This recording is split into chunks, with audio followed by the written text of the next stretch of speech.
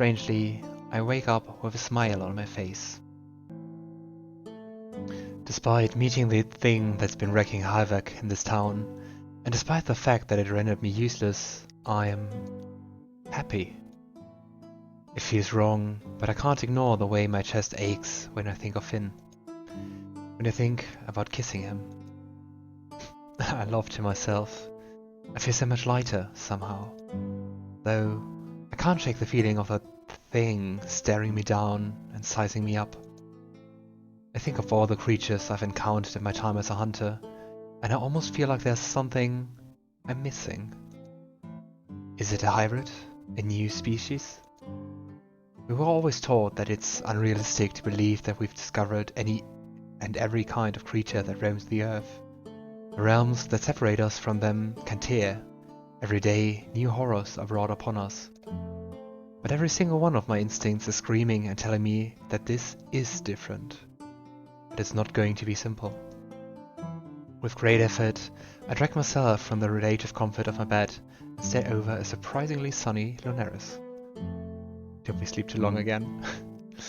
I take a seat at my desk and decide to take a moment to observe the solo notes that Ezra had kindly handed over.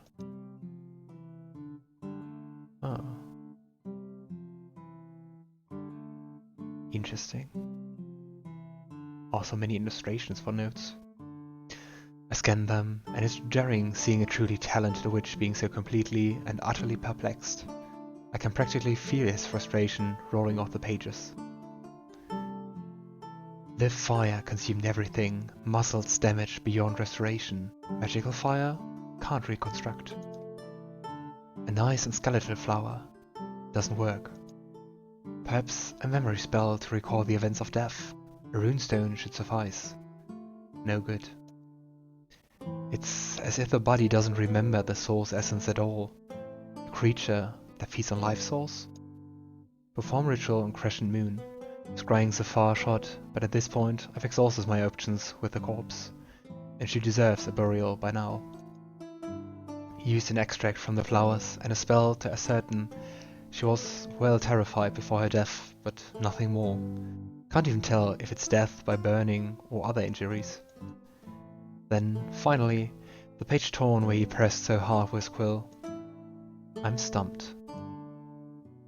The complete lack of an intact body would have certainly made his job hard, but a witch of Ezra's skill can cast many spells to determine the cause of death, but all he encountered was failed spell after failed spell. I set them aside. I have no time today to delve any deeper. Now it is time to write my report for last night. This should be interesting. I check the conveniently placed clock outside of August's office door and take a deep breath. As I raise my fist to knock, I hear a crash. I forgo knocking, pushing the door open to rush inside and check that everything is okay. I scan the room, seeing no August, but then I see a pair of feet sticking out from behind the desk, then hear a string of muttered curses in a language I don't recognize. August? They pop up. Their hair is a mess and they have dark bags under their eyes. Ethan, is it 9 already? I nod, clocking that their clothes are wrinkled, which is odd. Very odd. Wait, did you sleep here? They let out a quick, sharp burst of laughter that seems suspiciously nervous. Did I fall asleep in my office? Don't be preposterous. I stare them down, unconvinced. August. They cover their mouth with their hand, coughing quietly. Yep. Yes, I did. I had a lot on my mind. I nod in understanding, itching to tell them about my encounter, while almost not wanting to burden them with yet another thing. I shouldn't drink. There was a little incident last night in the woods. An incident, you say? Come, sit. I take a deep breath and follow them to their desk. I believe I encountered the creature. The creature as in the creature? Yes. Their pale skin gets lighter somehow, and they take a deep, shuddering breath. Are you okay? And how are you okay, if so? Some of our best hunters have perished by its hand. Well, about that. I settle in the comfortable chair opposite to them. My mind is reeling as I think about how the hell I'm going to explain this. Firstly, don't think I'm crazy, okay? Okay. They don't seem convinced, but I continue regardless. James has been communicating with me somehow. It's like I can hear him, even feel him, as if he's right beside me. The expression remains neutral, that perfectly arched brow raised high. I assume that their silence means that they wish for me to continue. It's happened a few times, the most recent being last night. I'm pretty sure he's the reason I'm sitting here right now. He snapped me out of whatever thrall that thing had me under. I process what I've just said with an unreadable expression, and await with bated breath, unable to get a read on their aura. Are they going to laugh in my face? Tell me I'm insane? I see. Well, I'm glad that he decided to help you, Ethan. To think what might have become of you had he not, I'd rather not imagine. I pause, my mouth agape. I'm perplexed. Not even a flinch. You seem rather calm. I expected... They raised their hand. A lot of things that happen in our world are out of the ordinary, and we can't possibly explain every unusual occurrence. Ghosts are certainly not the strangest thing we deal with. There have been many recorded cases of people claiming they've been contacted by the dead. Von der Lane had somehow managed to communicate with you, and so be it. We can question it and attempt to understand it if you wish, but... I consider that statement, deciding that yet another thing to add to the list would be a hindrance to us all. That won't be necessary. You've felt fine during all of this? Nothing ails you when you experience this connection? I grimace, and August notices. You do well to tell me, Hunter. I've been getting headaches, pretty intense ones. There's a lingering ache in my temple almost constantly, and it flares up when he's near. They press their finger on their lips, looking at me thoughtfully. Then they rise from their chair, walking to stand over me, wiggling their fingers in my direction. May I? If you don't mind. I nod, trusting them to do what they have to do. Just close your eyes, it won't hurt. I oblige, and I feel a distant crackle in the air, the smell of ozone thick in my nostrils. The hairs on the back of my neck and arms stand, and I dare peek at my enforcer. Their eyes are closed too, their hands hovering carefully above my head and glowing a vibrant aquamarine. Closed. With a quiet grumble, I heed their instruction. A moment later, I hear them huff. You're fine, no damage detected. I open my eyes, watching them sit back against the desk. Thank you, August. Should imagine it's rather unnerving having that happen, though. I do hope he's at least polite. Oh, well, minus the headaches, he's not too bad. He was a fine hunter and a valued friend of many, including myself. He's missed terribly, even more of a reason for us to bring back this thing to the ground. I silently ponder the implications if the enforcers are involved with this. To think what it would do to Harry if the very agency he runs ended up being responsible for his husband's death. A loud knock interrupts my train of thought, and August throws me a look. They suddenly seem uncharacteristically nervous. I tilt my head and question. It's time I made amends. Oh, it's Piper, I guess. Come in. The atmosphere immediately grows tense, both of them making a point to look at me and not each other. Have I been tricked into mediating? Yes, apparently that's exactly what this is. I hear you have something to say to me. I let out a breath I didn't realize I'd been holding, thanking the stars that Piper's choosing to break their ice somewhat civilly. August cleared their throat, rubbing their forefinger and thumb together. Seeing them unnerved is alarming. Yes, well, I wanted to apologize, formally. And for the first time. Yes, Piper, for the first time. If I could go back and change how I reacted, I would do it in a heartbeat. You didn't deserve any of this. And I'm sorry. She looks angry, but also a little defeated. I imagine this isn't easy for her. It wouldn't be for me if I were in her shoes. You really hurt me, August. It will take time for us to get back to where we were. But Ethan told me that you really do wish to make amends and that you're on our side in all of this, so I accept your apology. Take however long that you need. Whatever I can do to make it easier, I shall. To prove to you that I mean it. At least sounds honest and trying. Piper quirks a single brow, a smile creeping onto her lips. Well, I am not arm wrestling you ever again. I'd rather you drove a dagger through my heart, frankly. That's a bit drastic. Anyway, shall we discuss this plan of yours, Hunter Everflight? The plan. General, you and Ezra will see to the walls, whilst Piper and I meet Finn in the catacombs. He'll escort us to the hidden entrance to the dungeons and be our lookout.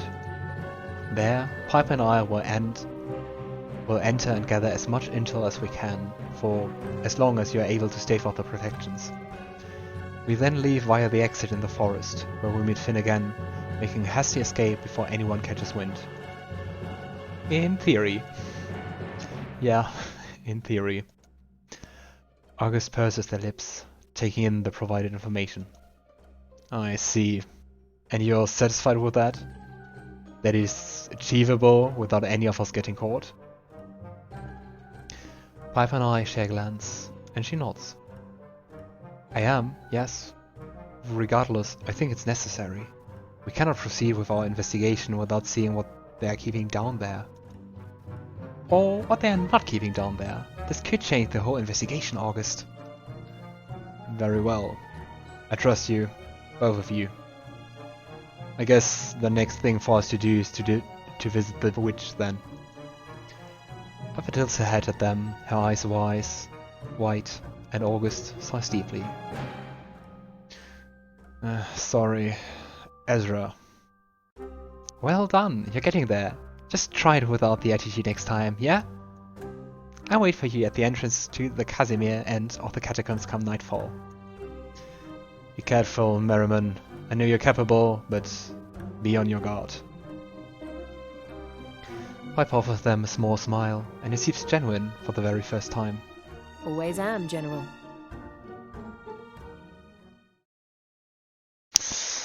Oh yeah, let's see how this plan is coming together and working out. The shop is quiet, much like August, as they stand stoically by my side. I spare them a glance, watching how they smooth their freshly pressed, clean outfit. Don't be nervous. Ezra doesn't bite. Don't get sassy with me. I laugh at their non-threatening tone, and Ezra appears from the back room. Oh, good morning. August stares, almost as if they are paralyzed, and Ezra softly flicks his gaze to me, a singular brow slowly rising in question. General, didn't you want to speak to Ezra? I contemplate my next move and decide to take my life in my hands, nudging August forward with a gentle hand. Rather than tearing my arm clean from my body, they simply throw me a glare and put themselves to rights as they come to stand in front of the young witch. Ezra, it's time I apologize to you. Oh? The shock on Ezra's face is evident, but he quickly recovers. Gus, you don't have... Yes, I do. I do. In the interest of not being here, explaining all day, I keep it short. I should have never left Argyria the way I did. Or at least without giving you an explanation. I owed you that, and I'm sorry I was too caught up in my own issues to bother. And I certainly shouldn't have treated you the way I did toward the end of all your time under my tuition, nor the time in which we coexisted here. You know what Oberon and Lady Adalika were like. They always made comments about how you were surpassing me, about how disappointed they were. That's because you taught me. I'm powerful because of you. I wouldn't be half the witch I am today if it wasn't for you. I continued my studies long after you left, all from your books. August looks like they didn't quite know what to say. Color rises to their cheeks, and they quickly avert their gaze as Ezra continues. Your skills remain unparalleled, and your parents were fools not to see that. I still look up to you and could still learn from you. My healing is still something to be desired. Well, you can't be good at everything. But yay, people talking about their issues. They share a smile, and August looks like a different person. They stand a little taller, like a huge weight has been lifted. Making amends soothes them. I accept your apology. I should never have blamed you for the insecurities my parents planted in my head. I can't take back what happened, but we can move forward. We can. We will. What was it like growing up in Agria? Incredibly boring, but enchanting nonetheless. Perfectly summed up. There was nothing very special about it, but it was strangely charming. The only interesting thing to do there was to learn magic. Witches would flock there to learn at the academy August's family ran. Some of the finest witches in all of Escria taught there, including Gus. Ezra becomes wistful, a fond smile crossing his lips. August, less so. True to their nature, though, they roll their eyes at the compliment. I'm hardly one of the finest. Liar. I was honored to have you as my guide, no matter what you say. My family couldn't afford the tuition, but Gus saw something in me and took me under their wings anyway. I fondly remember the look on your mother's face when you told her you would tutor me free of charge. August grimaces, but their smile betrays them. I do miss making Mother angry. She was just annoyed that everyone could see that people are able to flourish outside of her precious academy. What made you both move here then? Harriet just visited my parents' academy in search of new recruits, strictly witches. I no longer saw a future for myself in Agiria. My parents had all but disowned me, and it felt good to be needed. The promise that I might do some good if I took up a position in the Enforcers was too perfect to pass up on at that point in my life. Ezra clears his throat. Do you regret it? Leaving? A pause, but just a quick one, and August answers confidently. No. But I regret how I left. How I let my friend down. Everything happens for a reason, Gus. It's in the past. What about you, Ezra? His smile fades, softens. After my father passed, I felt a little useless at home. I worked tirelessly to raise money to buy my own shop. I just wanted to help people like he always did, in his own way. Magic was really the only way I knew how, and Lunaris had just happened to be the first place where I might be able to afford to start fresh. I'm so glad things worked out the way they did. Though things may not be perfect, I found family here. I'm so glad that you were able to resolve your issues. It's nice to see you both like this. Thank you, Ethan. I'm glad too. Now, shall we discuss the plan? I'm pretty well versed on the words that they use. So, with the both of us, I doubt they stand much of a chance. Ezra scoffs. Trust me, I don't. Piper and I will head into the catacombs to meet Finn, and I assume that he'll be able to tell us when the walls are down? Ezra doesn't hesitate to respond, his words confident. I can definitely ensure that he knows. Our connection is very strong, specifically mine with his prosthetic. Yes, strong. Gas, please. Ethan is right here.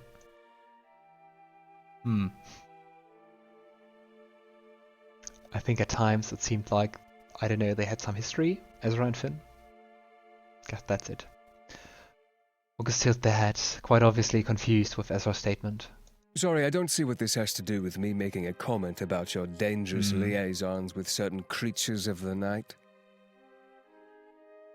Ezra clears his throat and offers me a sorry gaze before he addresses August again. It's nothing, don't worry.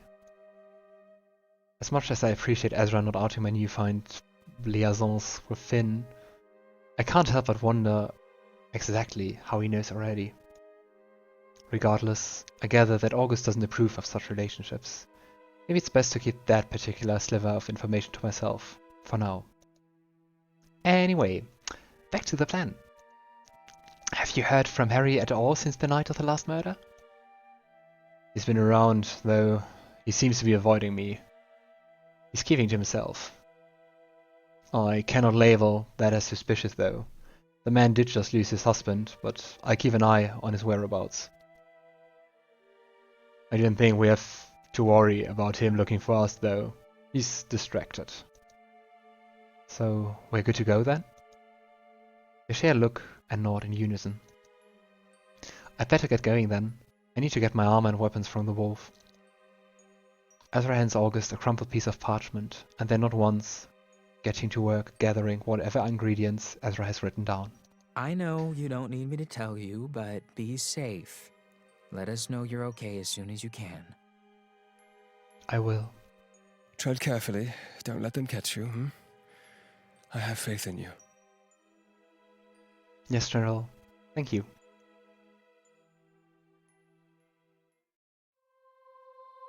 I head back to the wolf to prepare myself, now fully kitted in my armor, my weapons safe in their holster. I begin to slowly make my way toward the main entrance to the catacombs. The air is chilly and the sun is already low in the sky. We must wait until sunset to ensure Finn and the clan can safely assist, but as each minute passes by, my gut feels heavy with anticipation. I hope this works. I hope we don't get caught. More for Piper and August than for myself. I have so many people relying on me, I absolutely cannot let them down.